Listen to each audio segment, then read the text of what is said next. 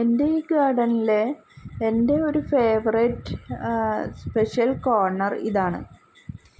ഇവിടുത്തെ ഈ സ്നേക്ക് പ്ലാന്റും അതുപോലെ തന്നെ ആന്തൂറിയം ക്രിസ്റ്റാലിനും പിന്നെ ഈ ബാൽസം ഇത് ഞാൻ ഇലച്ചെടികൾക്കിടയിൽ വെക്കുന്നത് വളരെ ഭംഗിയാണ്. ഒരു ഡെക്കറേഷൻ പോലെ വെക്കുന്നത് നല്ല രസമാണ്.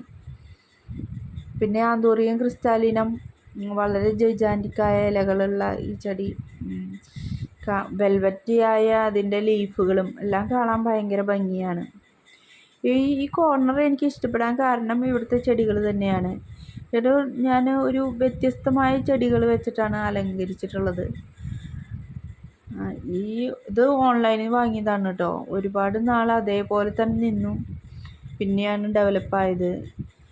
ഈ ചെടിയാണെങ്കിൽ സിങ്കോണിയത്തിൻ്റെ ഒരു വെരിഗേറ്റഡ് വെറൈറ്റിയാണ്. പക്ഷേ ഇതിൻ്റെ ഒരു സൈഡിലെ ഇല മാത്രമേ ഡെവലപ്ഡ് ആയിട്ടുള്ളൂ. ഇത് മറ്റേ സൈഡിലെ ഇല ഓരോ ഇലയും പരിശോധിച്ചാൽ മനസ്സിലാവും.